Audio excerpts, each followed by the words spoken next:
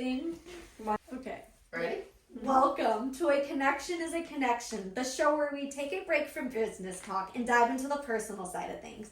Today we're sitting down with our guest Kara to uncover the stories, quirks, and passions that may make her tick. Let's have some fun and get to know her like never before. First, give a warm welcome to our guest Kara. Woo! We are here to keep it light and fun, so let's jump to some questions. But first, can you give us a brief introduction about yourself? Sure. Well, my name is Kara Atkinson, and I have been originally born and raised in Colorado, now living in Arizona. I love it out here. The sunshine is everything. And I work in global commodities and on a large scale of trade. Awesome. We're so excited to have you. Let's hop into some questions. Are you ready? I'm ready. I think. Okay. What's the most rebellious thing you did as a teenager that you never admitted until now? That's funny. That was the one I was thinking would be probably not going to tell anybody about. The most rebellious thing I think would have been one time I went over for a sleepover at one of my girlfriend's houses, and we decided to sneak out, but we totally put like the pillows underneath the sheets, and we like set it up perfect. We even had a little guard at the door, so in case they try to get in, they couldn't. We just wanted to experience, so I think that might be the most rebellious. Creative. I'm so creative. Don't get any Yes. ideas. Yeah. That happened. Has your faith ever been tested in a way that changed you? Yes, definitely.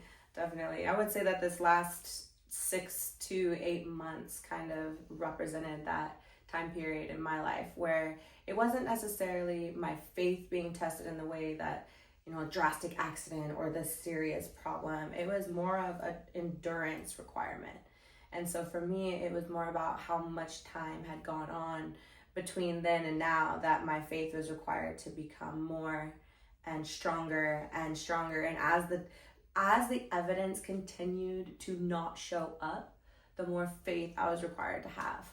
And so I'd say that actually changed me significantly, and it helped me to understand that just because something doesn't happen right away doesn't mean that it won't unfold. And also to trust in the divine timing, that we really don't control any of this. So yeah, true. it's so true. Mm-hmm. What was your biggest challenge in life? My biggest challenge in life, I would say, that's a hard one. Mm-hmm. That's a hard one. Yes. Oh my gosh. I would say one of the biggest challenges in life would probably be having, I would say not having a dad in my life and not having a father figure, and having to figure out how to balance being a feminine woman and being raised by a single mom, and at the same time also be protected and provided for, and to be able to balance those two things without having any guidance in terms of how to do that. Sure. And so that's probably been the biggest challenge, for sure. What's the worst excuse you've ever used to get out of something? The worst excuse? Mm-hmm. You mean it didn't work? Like a or date? A first date? A first date? Oh, I think one of my like go-to excuses is that I'm busy. It's just like, I'm like, sorry, I'm busy. Like I'm, you know, because I usually am, so it doesn't feel like an excuse. But I would say that's probably my go-to. The worst excuse, I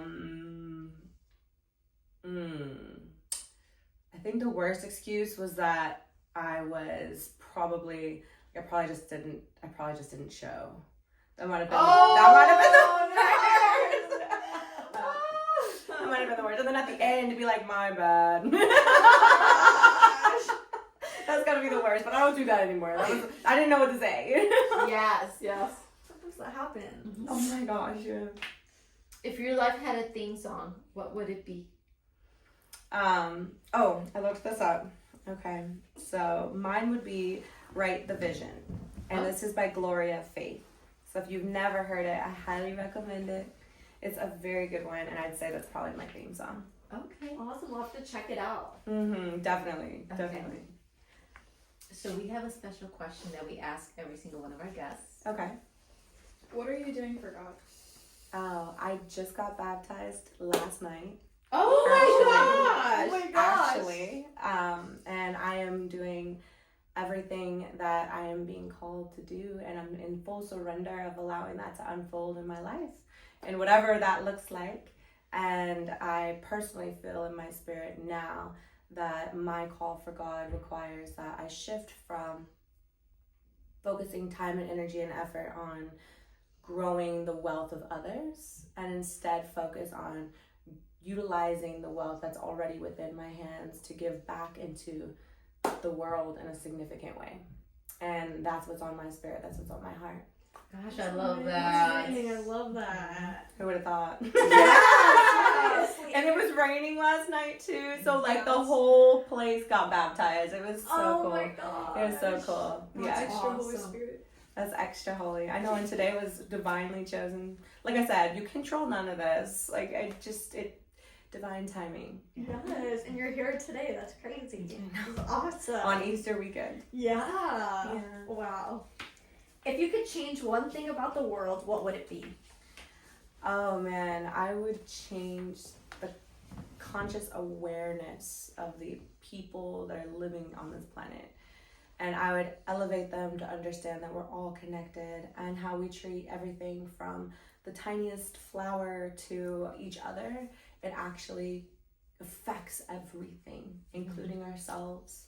And that if we were to become more aware and more conscious of that, I feel like our entire planet would not have any of the problems we do. We wouldn't have the pollution. We wouldn't have the starvation. We wouldn't have the lack of access to resources. We would have an abundance of all things because it already exists. And it's our conscious awareness that either calls it in or leaves it out. And if more people were coming into alignment with conscious awareness of abundance, it would naturally, by law, unfold for everyone. So if I could change one thing, I Yeah. would change that. For sure. What's the most embarrassing thing you did as a kid that your family still teases you about? That's a good question. Embarrassing thing I did as a kid. I don't know.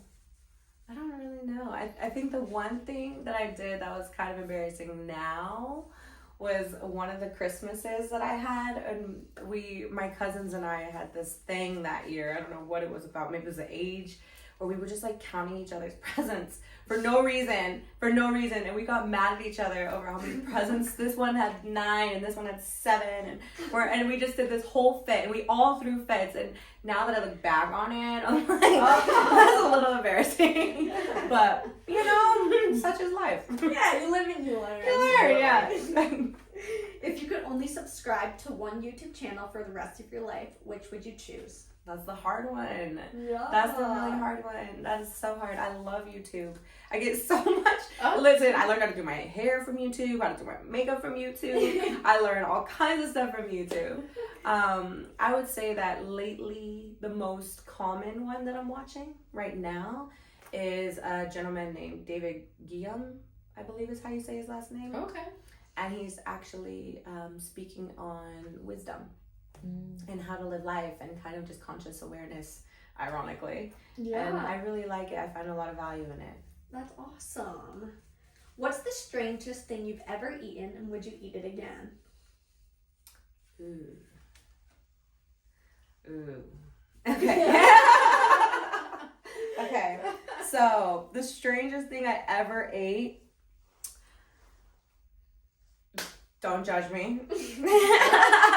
But they were, it's called something and I can't think of the name, but basically it's pig intestines. And I'm glad I tried it. I'm glad that experience happened. They actually weren't bad, to be honest.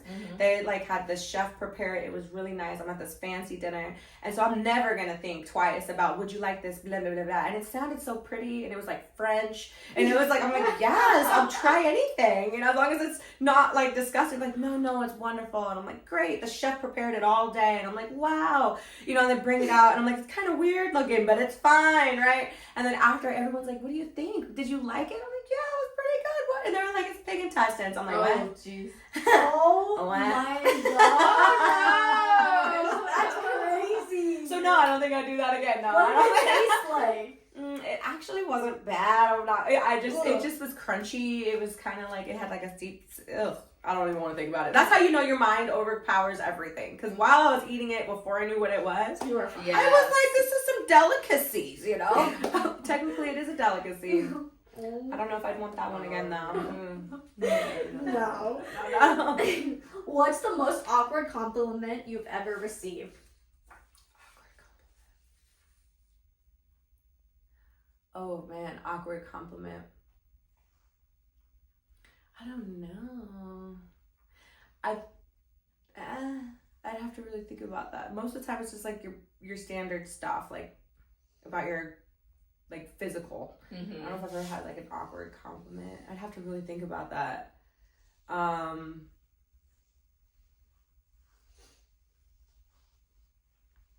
I don't know. I'm not sure. I'm like, could I skip that question? I don't. Okay, let me think. Okay. Even if it's physical, anything. Anything. Yeah. Anything? I don't know. Oh, okay. Okay. Oh God. Now that I think about it. So there's been a time that I was flirting with this guy, and he told me I was a potato. What? A potato? Yeah, he was like, "Come here, potato," and I was like, Oh my gosh. No. I think more like Kim Kardashian No. or something. like a potato. Who would say that? It was cute. So now it's like a thing, but at the moment, I was so hurt. I was like, What kind of compliment is and then he that? shows me the picture of this like gorgeous potato. Oh, and that potato thing. Yeah, what was going on? Oh, It's like, jeez. oh, people Oh my get God. pet potatoes and stuff. Dude, it's a What? thing. It's a weird. thing, yeah. They dress up potatoes and treat it like a pet. Are you I'm kidding? so serious. Awkward, right? Awkward. Yeah. At least you're a It pretty potato, right? My potato has lashes. There you go. Well, that's it for our question. Kara, thank you so much for taking the time out of your day to be here with us. Can you give us a 30-second commercial of what you do and how can people connect with you? Sure, absolutely. So I am the CEO and the founder of Liquid Gold Capital, which is a company that is designed specifically for the focus on the large-scale real estate projects as well as the commodities, specifically oil and gold. And so I focus on an international scale, and the best way to find me would be online, either at LinkedIn at Kara Atkinson, or you can also find me at liquidgoldcapital.com. Awesome. Well, thank you so much for being here today. It's been such a pleasure. And Thank stay tuned for the next interview.